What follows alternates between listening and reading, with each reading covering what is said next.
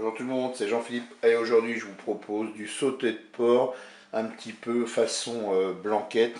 Là vous avez 800 g de sauté de porc que j'ai coupé en morceaux, un oignon coupé en morceaux.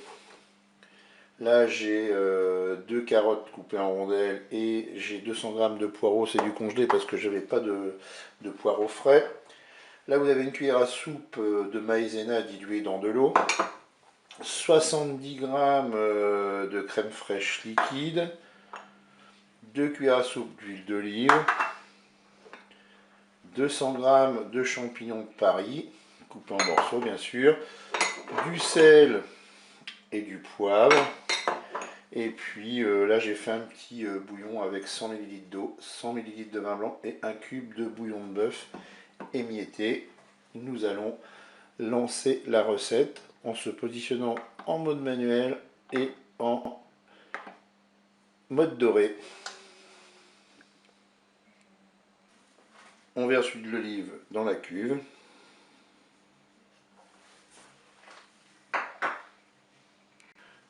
Le préchauffage est terminé, je vais faire revenir mes morceaux de viande.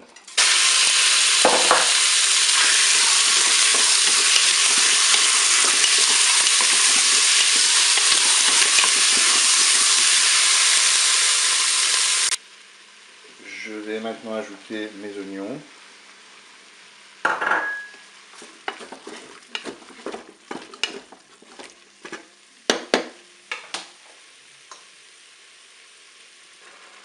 Je vais maintenant ajouter mon bouillon, donc 100 ml d'eau, 100 ml de vin blanc et un cube de bœuf émietté. Je vais poivrer. Pour le sel, bien, je rectifierai l'assaisonnement au moment de déguster.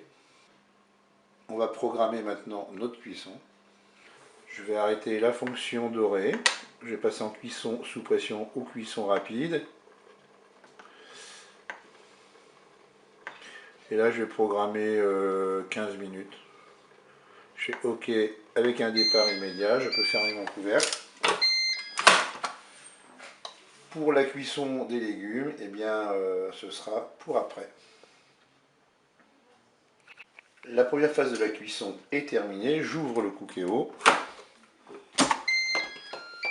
Je vais maintenant ajouter les champignons dans la cuve, les rondelles de carottes et le poireau. Je mélange tout ça. Je vais reprogrammer une cuisson. Je me remets en cuisson sous pression et là je vais juste mettre 5 minutes de cuisson avec un départ immédiat. Alors pourquoi je fais une cuisson de temps? Si je fais cuire 20 minutes mes légumes, ils vont être trop cuits. Donc là l'avantage c'est qu'ils seront cuits à souhait. Et bien je vous dis à tout à l'heure pour la suite de la recette. Notre deuxième partie de cuisson est terminée. On ouvre encore notre cookéo. Allez, on se rapproche de la fin de notre recette. Je vais mélanger un petit peu tout ça. Je vais ajouter ma crème fraîche. Alors on peut aussi, moi j'aime bien, c'est rajouter une cuillère à soupe de moutarde aussi. C'est assez sympa au niveau du goût. Mais là on va rester comme ça. Et puis maintenant qu'est-ce que je vais faire? Eh bien je vais repasser en mode doré. Je vais épaissir ma sauce bien sûr avec ma cuillère à soupe de maïzena diluée avec un petit peu d'eau pour éviter l'égouinement. Alors là on n'est pas obligé d'attendre la fin du préchauffage pour ajouter la maïzena.